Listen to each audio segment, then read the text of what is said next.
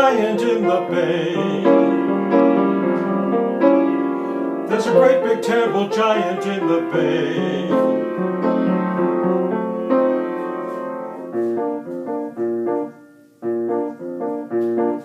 Kitchikewana, the son of Manitou, was taller than a great mountain, and the tall white pines came only up to his knees, so much taller than the trees. He wore a necklace of tree stumps, and up upon his head were the feathers of 1,000 birds, and his robe was made of 600 beaver pelts, taller than anybody else. Oh, Kitchi had a temper, and when he let it go, the earth would shake, terrible winds would blow, thunder would clash, lightning would flash, waves would crash, and everyone would know there's a giant in the bay. There's a great big terrible giant in the bay.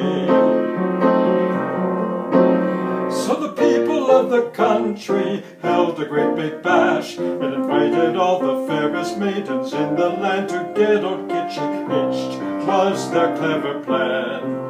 They hoped that if he had a wife, there'd be an end to all this strife. She'd soothe him, comfort him, give him a happy life. No more storms or frowns if Kitchi would settle down. A helpmate the giant would moderate. So many maidens answered to their call, but lovely Wanakita was by far the fairest of them all. She was the belle of the ball. Kitchikewana lost his heart that day. The giant got down on bended knee, and these words did say,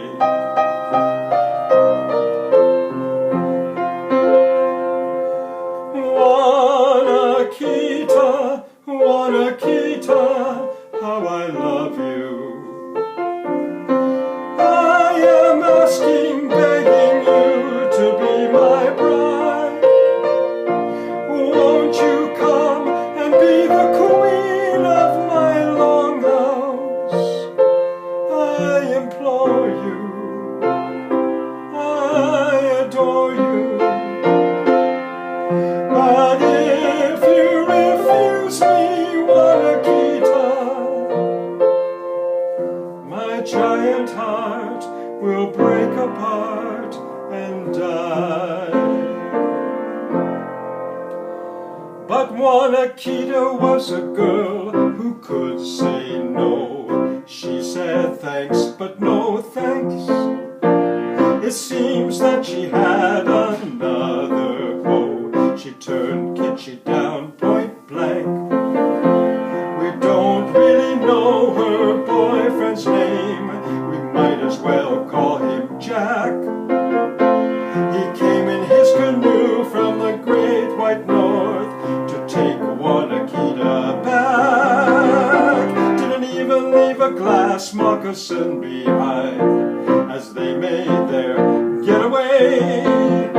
So Kitchikewana came to find Wanakita had refused to stay. Old Kitchi blew his top, his giant's blood boiled, his love had been scorned, his plans had been foiled. He reached out to the south with his mighty giant hand, scooping out big chunks of the land.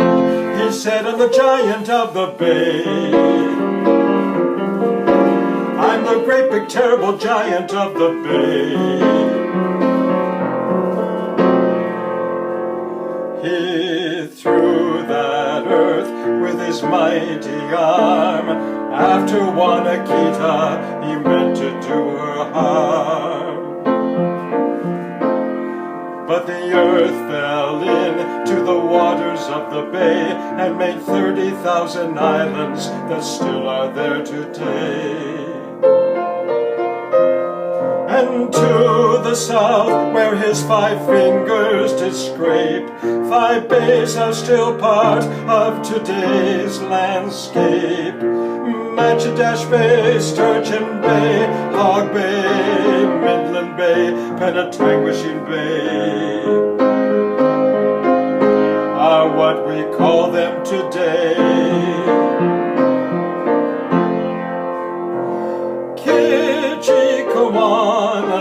giant heart then cracked. He stretched out in the water, lying on his back, right there in the bay, and he still is there today. The people then covered him with earth and stones and trees. A tomb they made where the giant was laid, hoping that from then on there'd be peace, all their giant troubles would cease. But is the giant dead, or is he just asleep? One day will he rise up from his tomb in the deep waters of the bay, and near and far away the people will hear old Kitchikewana say, there's a giant in the bay. There's a great big terrible awesome scary wonderful giant